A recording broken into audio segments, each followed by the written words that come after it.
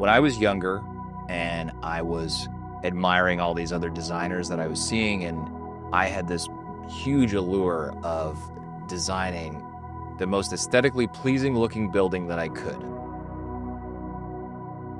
Little did I know back in those days that in order to have the knowledge and the wherewithal and the depth in order to pull off these amazing structures, you had to get so deep into other areas that are not even related to architecture. A massive part of what we do every single day is understanding our clients, their family, how they're going to use the future structure that we're going to be designing for them. And there's so many questions, not around the building, but just about how to live. And that's what we want to understand. This is Alex Foreshew with Foreshew Design Associates. Welcome to our Cedar Rail project.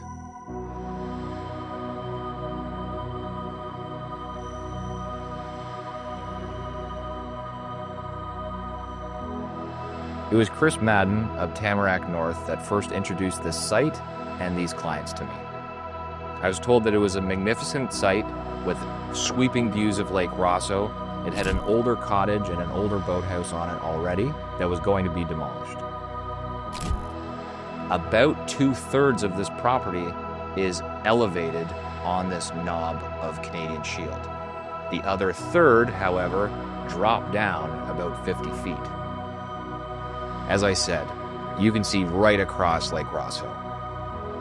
We wanted to accentuate this when you walk through the front door. Not only did we want to frame this view because it's amazing, we wanted to evoke this feeling of when our clients walked through the door, they felt that they were on top of the world. This property has 3 buildings on it, a 2-story boathouse, a 2-story garage, and a 2-story cottage. We started designing the entire compound in 2020. All of the projects and the landscaping were done early spring 2024. You will notice on the exterior facade on the lake side of this project that we have actually broken down the forms where the primary suite and the gym are positioned. When we were starting construction, we had to excavate rock and blast in order to create a sound foundation and waterproofing details.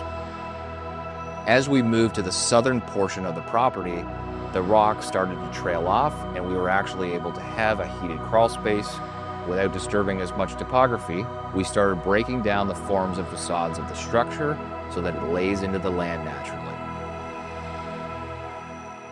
The cottage spans 6,500 square feet of gross floor area over a story and a half. The cottage has 4 beds, it has 4 full baths and 1 half bath. It's got an amazing primary suite, walk-in closet, primary bath, home gym, expansive living room, open concept living between dining, kitchen, living room.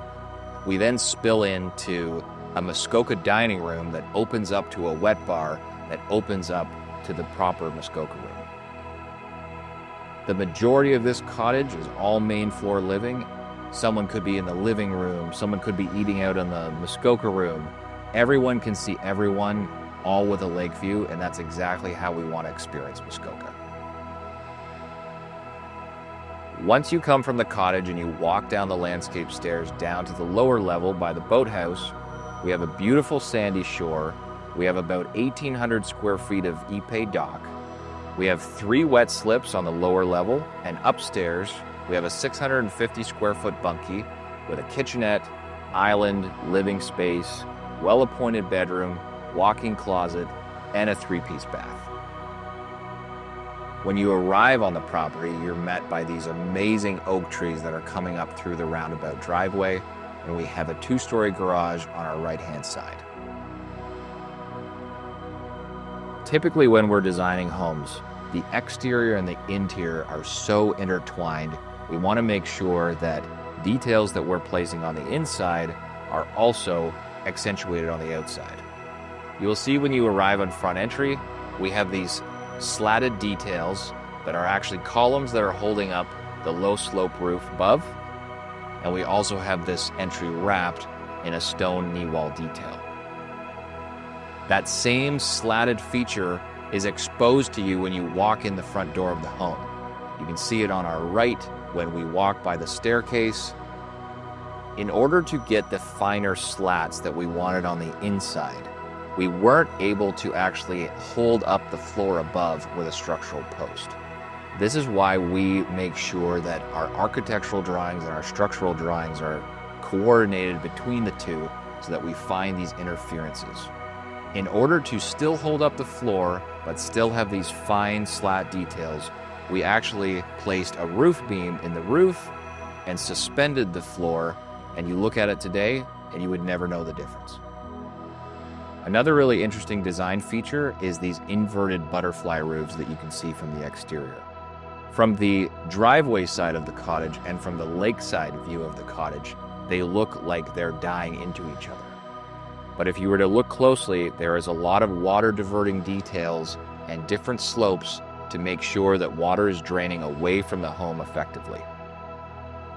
The finishing touches of a project like this is the landscape architecture that goes into the design process. Around this property, the landscape architects took meticulous work and process in order to make sure all the program was accessible to our clients and looked amazing and meshed into the natural surroundings once the project was complete. As the years and years go on that we get to be a part of these amazing projects, the feeling never gets old to sit or spend time in a space that you once imagined. From the initial site visit, with the clients sketching, planning, then coordinating, and now sitting here in the completed project, it's like I'm living in my own imagination.